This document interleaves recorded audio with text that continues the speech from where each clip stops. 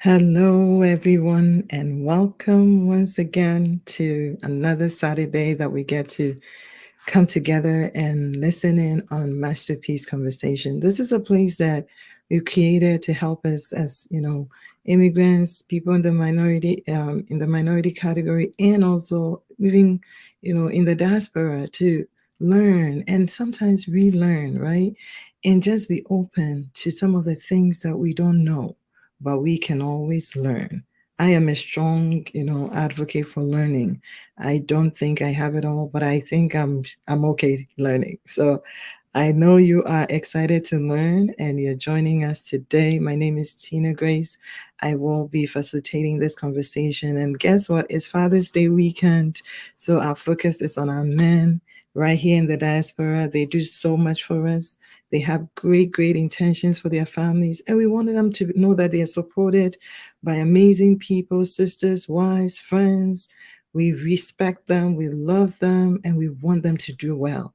So as you're watching, before we get started, I want you to tag someone. I want you to tell someone, hey, Masterpiece is live, and get someone on board. Today we are doing an early event. So just for those who think it's an April Fool, it's a real live that is happening. It's not April Fool.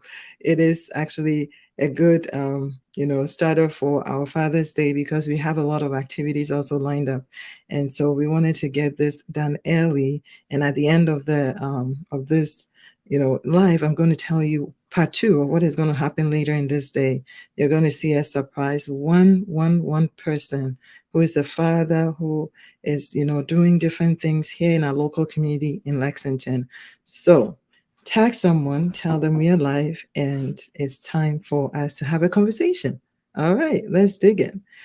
So we are joined today by Dr. Joy Kwakuyi. He's not a stranger at all to us. He's been a good support for us when we've talked about mental health, fathers, parenting, just name it. And he is our I'll say our resident expert in a lot of things. But today I want us to talk about intentional living for men, right? And not like it's only men who need it, but I feel like if our men have that, we who are also part of their, tribe and their families, we also get that, right? So we're going to talk about what does that mean? What does that look like, right? So let's invite Dr. Joy to come on board today and be a blessing to us. If you're joining YouTube, Facebook, just give him some hearts and some love. And let's tell him that we appreciate him getting up very early in Arizona and joining us today. Welcome, Dr. Joy. Thank you so much. Thanks for having me. Wow. It's a blessing to have you. I know it's early for you. And I think I'm so thankful that you made the time to be with us today. Truly, truly appreciate you all the time. So God bless you. God bless you Yeah. too. Well, Dr. Joy, I think I know you. Some people know you from Masterpiece, but as you know, this year we've been doing some transitionings, right? Because life is always full of transitioning. So we've moved our conversation from the group to the page, and it's now a bit more open. So more people are joining. So someone is wondering, who is Dr. Joy? Like he says he's in Arizona, but I don't really know him, and I didn't really get to read his bio. So I want to ask Dr. Joy, who is Dr. Pastor Joy? Thank you. Thank you so much. I am a Christian brother, Christian brother. yeah, somebody who is just passionate about loving and serving the Lord, and I function in a number of roles. Of course, originally born and raised in Ghana. And I am currently the pastor of International Central Gospel Church in Tucson, Arizona. And I am my background, my credential that I work with is the Doctor of Nursing Practice. And so, and my specialty is psychiatry. So I have a private practice here in Tucson called Faith Integrated Psychiatry, where I provide outpatient care, more of integrative care. I would say there are four different things that we do at our practice, which is medication management, psychotherapy, Christian counseling, and life coaching. So we integrate all four into our treatment programs, and we see people in person and also by video, by telemedicine, those who are not able to come into our offices. So, and I'm a father. I'm a father of three awesome children. I have a daughter who just turned 16. Amazing. I have a son who is 14 and another son who is going to be 8. Wow. So those are the many hats that I wear. But hey, I'm just a brother who is passionate about brainstorming and, discussing very important subjects like this. Thank you so much for having me. Thank you so much for coming I'm sorry about today. my voice today. As I mentioned, I've had a cold for the past few days, and I was hoping that I can be heard today. Oh, we can hear you completely. We are blessed that you have made it for us to be able to chat today. But Dr. Joy, I think that you don't look like someone who is originally from Ghana. Hi, so I have a few people joining. Nana Manimako from Ohio, welcome, welcome. And then Ade from Lexington, absolutely. Welcome, Ade. Thank you for joining.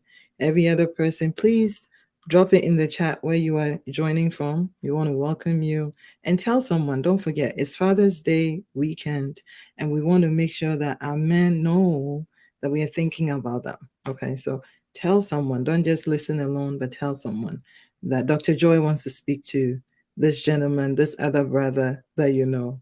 All right. So, Dr. Joy, you don't look like someone from Ghana, right? It looks like I don't know how you made it, but you seem to have been able to get through the workings of America and even to have your own practice. I think there's some intentionality to that. So as we're thinking about intentional living, I'm like, that's the person. This is the guy to talk to get to know. But what is intentional living? Because we all hear, okay, you have to be intentional. It becomes one of the almost slogans that we are hearing every day, like accountability and some of the big words, and we don't really know what it is, but we say it too. So what is intentional living? What does it mean to you when you think about it and your own journey as a man here in the US, going through the cycle, you had kids there and all that, and raising them up and work and everything. What does intentional living really mean to you as a man? Yes, thank you so much. In fact, you are even reminding me about some things that I never thought about until this moment as you're talking. So let me first answer the question. To me, intentional living is kind of taking ownership. Taking ownership, taking the driving seat in your own life, taking the driving seat and not and refusing to be a passenger in your own in your own life. Not leaving things to chance, but actually, I think it's a very liberating journey. To dream things and pursue things and not just wait until things happen to you. So making things happen rather than waiting for things to happen to you. Being proactive rather than reactive. Being active rather than being passive, right? That's what I see about intentional living. And life can be challenging. So life can be challenging, but taking the bull by the horns rewriting our stories if we had a very challenging beginning, actually refusing to remain just a spectator or an audience, but Mm, actually, becoming the architect of our own lives. And mm, I'll tell the story of this gentleman to illustrate this. Dr. Nobel of the Nobel Peace Prize. mm, mm. Dr. Nobel, phenomenal story that I shared in my second book, Ultimate Fulfillment. Right. Dr. Nobel had a very successful career as an engineer and an inventor. Mm, He was wealthy because he invented many things. And one of the main things that he invented was the dynamite. right. Dynamite. That was the explosives. He was the inventor of explosives, and these explosives were used in bombs and other Mhm. in wars. So he was well known for that. One day, his older brother died, and when his older brother died, he was expecting the obituary to be published in the papers. And so in the morning, he took his tea or coffee, I don't know what it was. He took his lazy chair, he sat down, took the morning newspaper, and then started to read. And lo and behold, the newspaper did not publish his brother's obituary. They published his obituary. They actually published the living brother's obituary. And apparently, reading between the lines, I believe that people were expecting him to die. To die. People were wanting him to die. So they published his obituary, and the headline, I forgot how it went. It said, the man who spent all his life, I'm bringing it up in a minute, okay, so that Yeah. I can read it to us. It was very, very insightful. Um, Good. This is what it says. The merchant of death is dead. Oh boy. Dr. Alfred Nobel, who became rich by finding ways to kill more people faster than ever, died yesterday. Oh no. So when he read it, it was like it jolted him into consciousness. Mm. Is this the way I People will be see me. remembered? Mm. Mm. And it dawned on him that he needed to do something to change the story. Wow. He needed to do something to rewrite the script. Mm.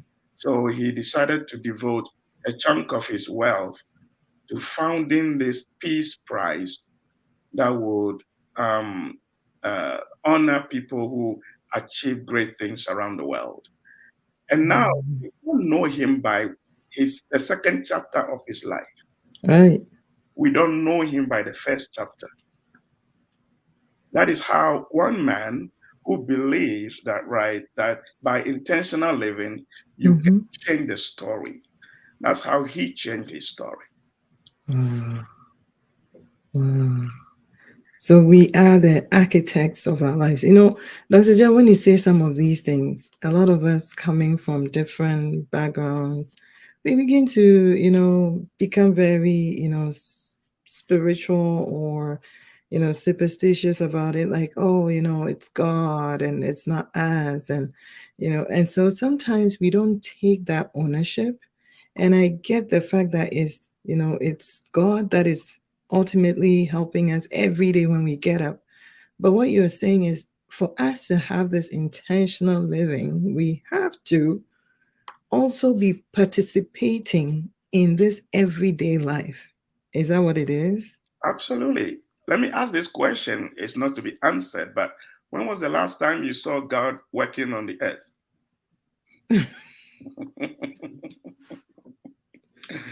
I've never seen God come to the earth. I mean, I'm speaking, yeah, yeah. I've never seen, I don't even know what he looks like, right? He Mm. works through men. He partners through us. He partners with us to accomplish things. Dr. Miles Monroe said a long time ago, he said, spirits cannot work in the earth realm. Mm. That is why evil spirits need to occupy a body in Right. order to function, and the Holy Spirit needs to occupy bodies in order to function. That's why the devil needed the serpent in the Garden of Eden, Mm. you know. Mm. So, yes, the Apostle Paul was one of the most spiritual, most phenomenal, people in the history of Christianity. In Philippians chapter 3, verse 13 to 14, he said this: Brethren, I do not count myself to have apprehended, but one thing I do, Mm. forgetting those things which are behind and reaching forward to those things which are ahead. I press toward the goal for the prize of the upward call of God in Christ Jesus. So there is work to be done. There is dreaming to be dreamt. There is planning to be planned. There is action. There are actions to be taken in order Mm. to achieve the things that God has put on our hearts. Wow. But Dr. Joy, a lot of men here in the diaspora have very good intentions. And in fact, it's worth applauding. They want to be able to take care of their families. They want to help. They want to just do right. But a lot of the stories are not like that. A lot of the stories are ending up in a place where now the family or even the marriage that seemed to be working is now stretched because the man is either not paying attention to it or not paying attention to the kids, but not it's also like not really because the person is not paying attention to it. It's almost like this oxymoron thing that they want to do well. They mean well. But somehow the execution of the meaning well is not there. So what is missing? What is missing in that equation is where I want us to be able to help some men today, because I feel like there are things that can be done. For instance, I know from your story, coming from England, you said you read a book, you know, you read a book. That's a joy. I know your story pretty well. You read a book, and I had to go look for the book. And you started applying some of these principles as you were reading it. You didn't know it, but you got knowledge. A lot of men are not seeking knowledge. So anyway, let me give it back to you. Talk Oh to no, us you about are really, what is missing. yeah, no. Hmm. You are really, like I mentioned earlier on, you're really taking my mind to places I've not thought about um, until now. That book that I bought, we're coming from Africa, right? So Yeah. coming to the United States, I when I knew that I was going to come here, I I started to ask myself, I mean, how do I make it here? How do I live here? Mm. I, is there a blueprint? Is there a guideline, a set of guidelines to live by in the US? Has Mm. anybody packaged, how to make it as an immigrant here in the US? Is it in any volume? And I think I went to a library in, it must have been Sheffield or Manchester in the UK when I noticed that I was coming to the US. And looking around, lo and behold, there was this book on the shelves. And it Wow. said Living and Working in America. Living and working in America. You're the only person who I've heard was coming to America and wanted to find out how to live, how to work, how to survive in America. You are the only person so far. Yeah. So I bought that book, of course, and that was the book I read throughout the flight.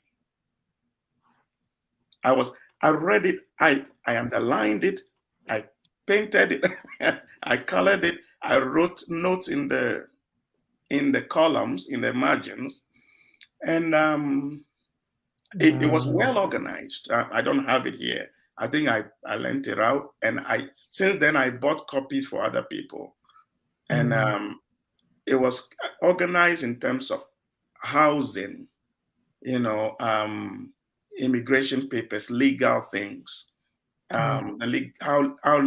how the law works in America. Um, what else? Education, Right.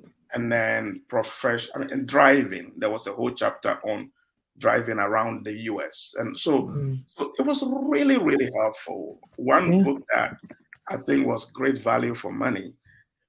So when I that's where I learned that there's something called credit history, because coming from Africa, we didn't have anything like that. No. And I learned about credit history for the first time, and I heard that there was something called secured credit. Yeah. So coming to the US late, I think early 30s, I didn't know, I didn't have credit, obviously. I didn't have credit. So I came down, went to open bank account, and then I told the banker that I heard about secured credit. I would like to put down $500, and so that they can give me a credit card of $500 for $500. And that worked out. And I wouldn't know. In fact, it might take me about 4 years, 5 years Yes. before I would know about that. Yes. If I were relying on hearsay. Hearsay. Yes. That's why your mentoring program is very important, because mentoring can shorten our journeys. I mean, I believe if there was some mentoring, the Israelites wouldn't spend 40 years Going around. So I read that book, and it made the landing the landing and the beginning quite navigable, quite easy, quite, I still had questions. We still ask many questions. And that's another thing we need to learn to do. Ask Of questions. course, seek out information and read.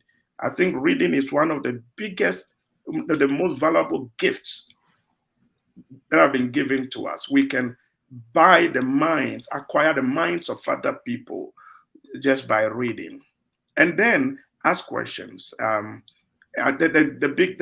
blessing in America is that Americans are very, very open. Yeah. They're very open. They don't conceal information. They're not too, they'll share freely. They'll tell you what's happening in their bedrooms. You just have to ask, though. Yeah. You have to ask. Yeah, but the question you asked about marriages, and I wouldn't say that I have done a lot of observation in that department, but the whole concept of intentional living, which can be applied to faith. It can be applied to our faith. It can be applied to our marriages. Can be applied to our finances. Can be applied to parenting. Can be applied to our careers.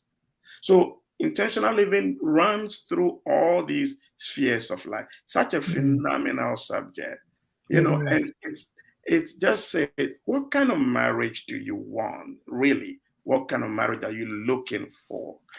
And if we can just pinpoint, given the magic wand, okay, what kind of marriage would you want to produce? Yeah.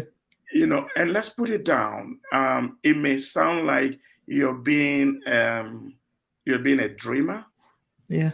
Oh, and I know I'm digressing a lot. There's this song that I listened to that really made an impact. It's not a gospel song. What is it called? I will remember it. It's one of the songs that won, got the Golden Buzzer in the American Idol thing, and it was by one Lily, and it has the title "Dream," I think Daydream by Mm. Lily Meloa. Daydream. We should Daydream. listen to the lyrics of that song. She said something Um, like, when we were children playing in the backyard, we were playing astronauts and celebrities and stuff like that. And nobody told us that it couldn't be done. But mm, then as we began to grow older and more water starts running under the bridge, right? You begin to settle for plan B instead of plan A. right. And what went wrong? Those are some of the questions that she asked in her song. Who told us that plan A couldn't be done? Who told us that plan A plus couldn't? Wow.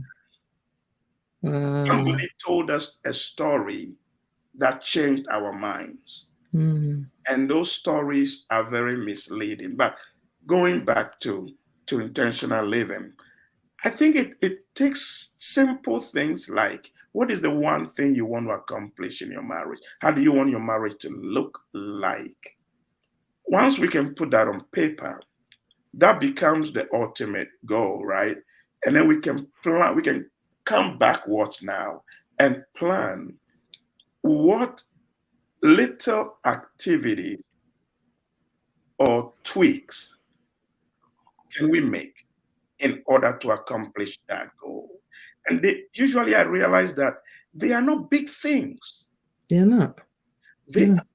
they are not big things. The things, I mean, when I was teaching my kids to drive, everybody that I've taught to drive, one of the things that they tell me is, so it doesn't take a whole lot of turning Yeah. to produce a big turn in the vehicle. I like that. It It doesn't doesn't take a whole lot of turning. in the steering wheel. A very Mm. small turning of the steering wheel can produce a big change Oh in the yeah. direction of the vehicle. Oh yeah. So it takes like the one thing that we can start doing today. Maybe Mm. change my language Mm. or begin to say one phrase more Right. often. You know, I love you. Say it as often as you can. I really, really love and care about you. Or, oh, I am, yeah, you are right. You are right. I am, yeah, I got it wrong. You are right. That alone can quench lots and lots of fires and begin to mend some things in the relationship. Mm. Dr. Joy, this is so good because you said a few things like the getting knowledge. And like I said, a lot of our men here are so good with intentions, not intentionality, but with intentions. But Yeah. rarely are they getting the knowledge, and even though they also are being admonished, okay, seek knowledge, learn, blah, blah, blah, very few men are passionate about getting knowledge. Like, I don't know it. I'm coming from Ghana to the US to raise a family. Or I wasn't even planning, but here I am. I'm married. I have kids. They are growing. They are teenagers. I haven't had that before. In another land where everything is open to Mm, them, they have the world on their phones, they have access to anything available. And I'm still stuck in the way that I think. I've had fathers who are bickering and fighting with their kids over the twists that they are making. And I tell them, pick your battles. Is this a battle you want to fight? Do you want him to get into drugs rather? I mean, it's not like this is whatever, but I may not like it either, but it's not really a core value that is being violated. So it's the knowledge, seeking the knowledge. How do we live in this land and be successfully raising children, raising a family, partnering with our spouses? Different, completely different. But how do we get men in the diaspora to start thinking that way? How do we get that? Because that is a challenge. That is really a challenge. And yeah. it's making it more difficult for children, and because you see that the fathers are the drivers for the homes. So when the driving is just off, it's like, even when the people want to go this way and the main driver is going that way, that's where everybody's going to go. And disaster is completely bound to happen. Yes, there will be conflicts if we are traveling together and some want to go one direction and others are going another direction. So I think information is the source of life change. I mean, if there's going to be a life change, information must be imparted. So we, to your question, how do we get fellow Africans in the diaspora, especially men in the diaspora, to begin to want to acquire information, want to make changes? I think we just have to bring the information to them as much as we can. Because if we're waiting for them to go for the information, it may not happen. We may have to help bridge the gap. For instance, pastors need to talk about these things in the pulpit. We need to, I mean, the same thing when I'm advocating for mental health. I encourage pastors to talk about these things in the pulpit and talk about their personal experiences. We have some senior pastors, bishops that are seeing therapists, and I encourage them, talk about it. And let me talk about, let me brag on my American friends again. An American bishop will be in my office and a friend calls and he's like, I'm seeing my psychiatrist right now. I'm dealing with this and I'll call you right back. They are so open about it. They talk about it freely. And so that will be the beginning. But Dr. Joy, isn't there something wrong with that? And they being, just give me the word. Washing their dirty clothes in public. Absolutely. If when we hear our part, that it's a very humbling experience. It's a humbling experience. When we openly talk about our struggles, the congregation would identify and resonate more with us because they realize that, oh, my pastor has gone through this. And I mean, I'm not a terrible person.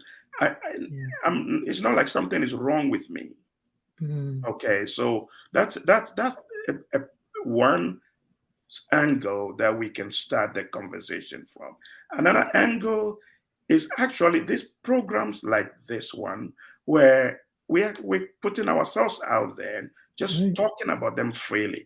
It needs to be discussed in many forums, split into bite-sized reels and all of that, and propagated all over the place.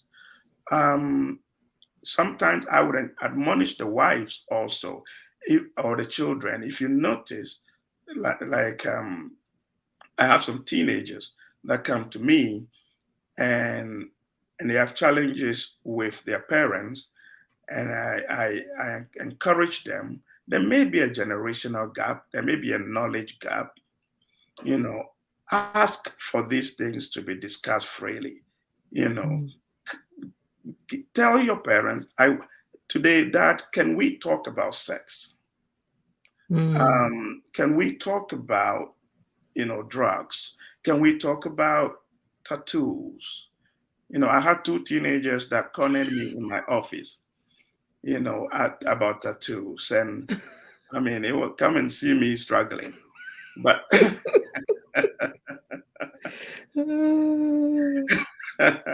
and I had to use facts and figures and scriptures to get your way through. I know, but then we have to open the conversation and not shun them, because if we don't tackle these things, they will get the information from other places, and they'll begin to grow in other directions, and too soon, very soon, we will see strangers growing up in our homes, Mm.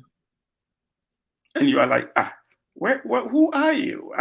I didn't raise you this way, but in actual fact, they may be raising themselves right under our roof. So I'm taking counsel as well, here, that we need to be more proactive about. I like John Maxwell, whose book we are talking about. I Right. believe For that, this month. uh, yeah, the book Intentional Living.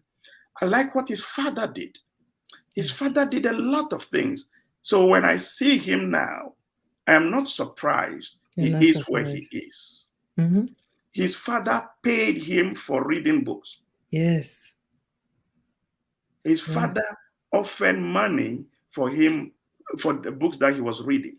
He Mm. said, if you read this book and complete it, I'll pay you this much. His father paid and took him to see some specific people speak, Yeah. like Norman Vincent Peale. Yeah. He took him, bought a front row seat for him to watch this guy speak when he was growing up. So Mm. I had in mind, he programmed him to become who he is. Now, Mm. along the line, they might veer off. They might still veer off, but they will find themselves. You remember the Yeah. story of the Yeah. prodigal son? Yeah. I believe the father did something intentional. Mm. So when something went wrong, he took the wrong trajectory. It was just for a moment in time. Right. He came back to his senses. So the original programming resurfaced. Wow. That was when he headed home. Yeah. Yeah. Yeah. That's amazing. That's amazing. And I like the fact that we have to keep saying it. Sometimes it gets frustrating that we are saying it and we are not seeming to make any progress, right? But it's a little baby steps that we are looking at. Baby step one is we now have men who are seeking, knowledge. Baby step number two, we have men who are asking questions like, what, I'm struggling with my teenage son. And Dr. Joy, in that regard, we have a youth mentoring program. But I am wondering, would we have a better benefit of creating a men's mentoring program where we bring that connection? Because I feel like it's difficult for men to, connect and do this type of mentoring. Um, for women, we it's easy. Just call the meeting and we'll show up, you know. I But for know. men, it becomes more of a challenge for you guys to be humble enough to come together and bounce off ideas and talk about what is not working and how can we make it work, and even learn from each other. I think that there's so much value that is missing in that piece, because I'm sure that if 3 or 4 men were to just connect with you and you were to talk about some of your struggles, were to talk about theirs, it's just going to bring such an eye-opening thing for them, and even the comfort that you're doing right, you can do better, but this is how we can get it. I mean, what are your thoughts? I don't know how we do Yes. it, but I feel like that's something really needed. We focus so much on the women, coming together, women's meeting, but I don't see the men's gatherings as much as should happen. Maybe we should call it a men's brainstorming program rather than mentoring, because men don't like to be told what to do. Okay, we'll go with whatever. We just want you to succeed, right? We So don't we yeah, don't mind. men's brainstorming program, and I think that would be quite good. We will come around and brainstorm and learn. And one of the things I was going to say about when I was talking about our wives, we can gently lead from behind in a way. Um, a wife can possibly say, buy a book in the area that you are desiring a change, in. Buy the book, okay? And let's say that, you want to start having a a discussion based on a book, okay, with your spouse, with your husband. Oh, sweetheart, can we do Sunday evenings? Can we start discussing various books? And it's established. It's an established fact that most successful people are avid readers. Yeah. It is an established fact. Dr. Masmuro said he read one book every 2 weeks for 40 years. One book every 2 years for 40 years. I mean, you can imagine the amount of information inside of his skull. So you can buy a book. You can buy a tape or whatever, a podcast, and leave it on intentionally. Leave it on in the living room, on the bedside table, and it's playing. And as it's playing, you are passing information on. Your husband is listening. Your husband is listening. You can come up with affirmations or things that you want to put on the wall, and put it on the wall in the bedroom, and he's going to be reading it. It's yours, but then you are indirectly imparting knowledge in some. In fact, one wife actually bought a book and forgot it on the husband's bedside table. Intentionally forgot it. And after some time, after a long time, the husband, anytime he laid down, he would take that book casually and start to read it. But then we can also do it more actively intentionally by saying, hey, you know what? Can we Saturday night or Sunday night, whatever is the downtime, can we start talking about subjects like this? And I believe a lot of men really want to please our wives. We want to make our wives happy. And so, but we may not know the practical steps to take. And so our wives can also nudge us gently and lead us in that direction. I see. Amazing. We are coming on the top of the hour. So if you have questions, I know, Dr. Joy, almost there. Oh, wow. So if you have questions for Dr. Joy, I want you to pop it in the chat, and then we will ask the questions. I see, Ade, you were saying that mentoring can shorten our journey, and that's absolutely true. I mean, that is one of the things that I have learned, in my journey, is that just making sure that you are getting someone who is doing it, and can help you learn the ropes. It's far easier than trying to experiment and figure it out all by yourself, And I think the other questions that I had for you before we wrap up is for our young men. They may not be married, they don't have children, but they are up and coming, right? They are seeing the things that they are seeing in the homes that they are in, and they are still trying to figure out where to go with their lives and with themselves. There's the same things that you're talking about for people who are ready, with families and all that, like seeking knowledge, making sure they're asking the right questions, because some of them are thinking, I mean, what else is there to do? This is what my dad is. I mean, this is how it is going to be. Do they stand the opportunity to be better, to be different, in spite of if the dad ever changes or, leads them in a better way or anything like that?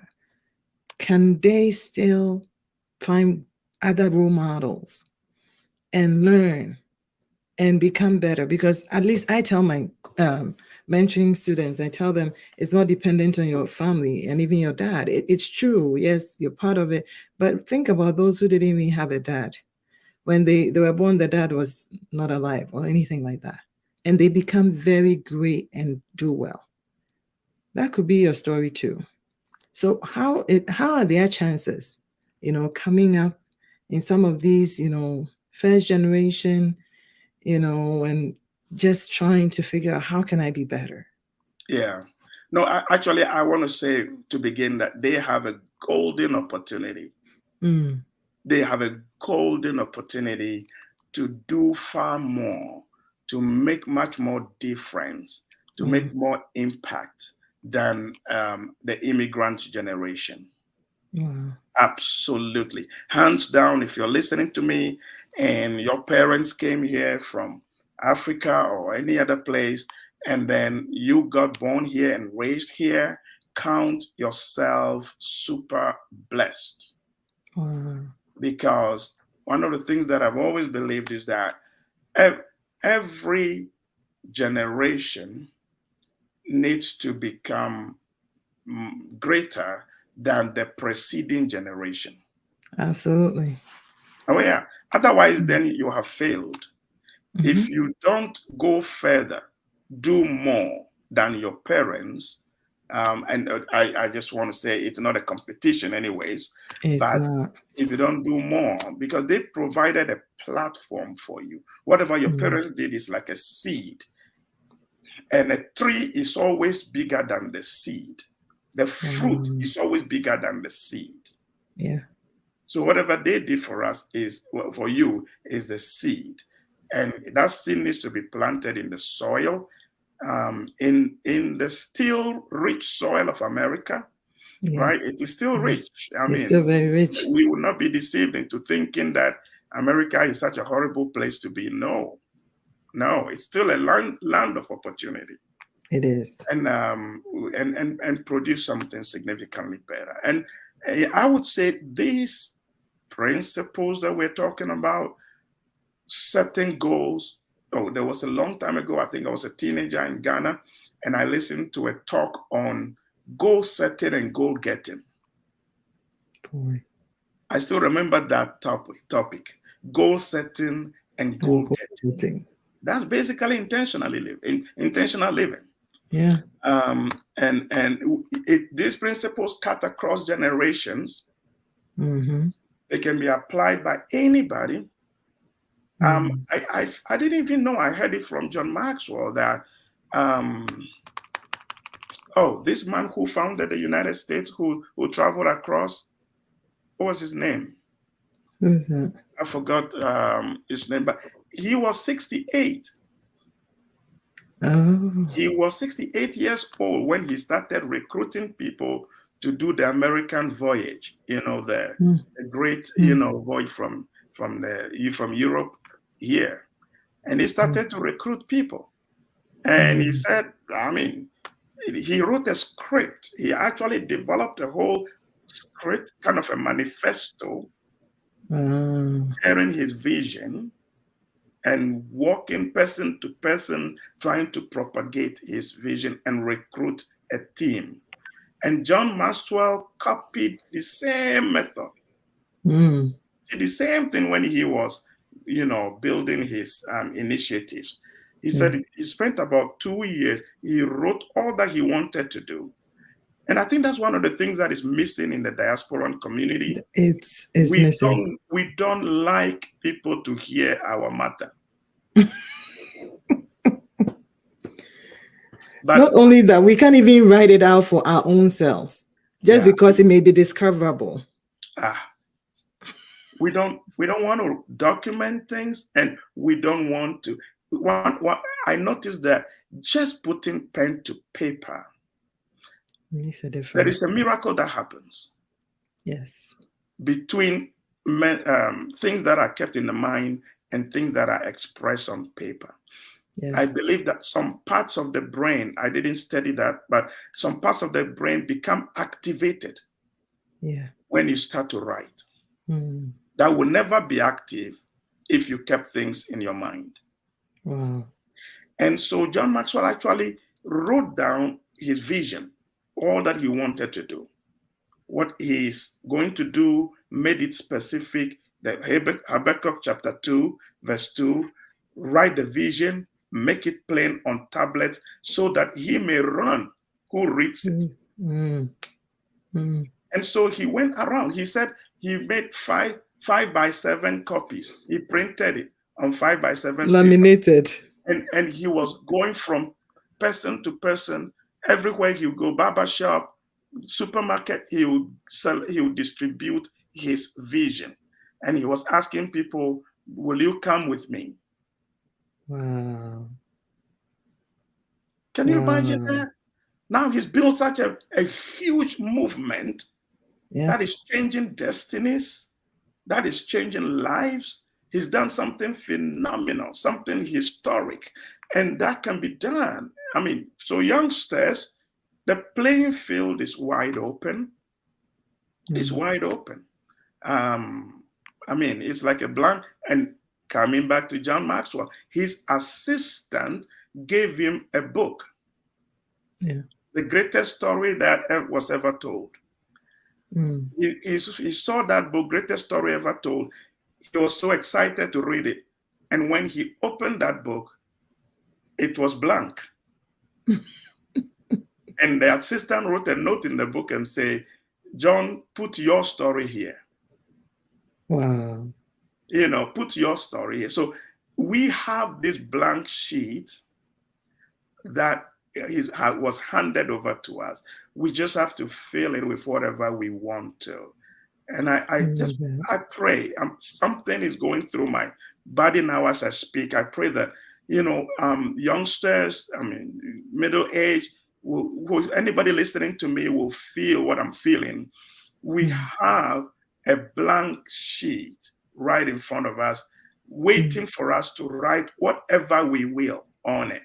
Yeah. And when we write it and we begin to break it down into steps, actionable steps, little by little, starting from where we are, using what we have, not waiting for what we don't have, but actually using what we have and starting from where we are and then taking some baby steps. God is so good at blowing up, magnifying our steps to surprise us, to shock us. So there is opportunity. Mm. There's definitely opportunity, and there is hope for our future. There's hope for our future. Yes, And the I Lord. like the blank, book of the greatest story ever told. Yeah. Even today, you have a blank page today to write about your life, to Yeah. talk about what you want to do. And like Dr. Joy is saying, John Maxwell says, make every day your masterpiece. Oh, Make it as much as you want to write. You have the blank page. What do you want to draw? You want to draw something that you can really be proud of, that can go out there and speak for you. That is exactly what intentional living is.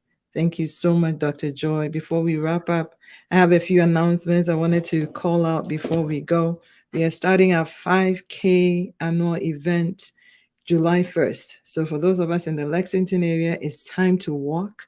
Join us on July 1st. It will be a 300 alumni drive, and we are walking and then, coming back and just gathering and making some good, feel good, exercise happen that day. And you can also support the 5K. You can go to www.master-peace.org and give a donation to support. We want to start the thing that we talked about today, and it just came up today, that we may call it like a men's connection or man to man, right? yeah. Whatever we want to call it. But you want to invest in something like that so that we can help our men. Remember, when they start driving us on that path that you've been looking forward to, we'll all be going the right way. We'll all be tracking along. So let's invest in pulling something together that will help us to be able to reach as many men as possible right here in the diaspora.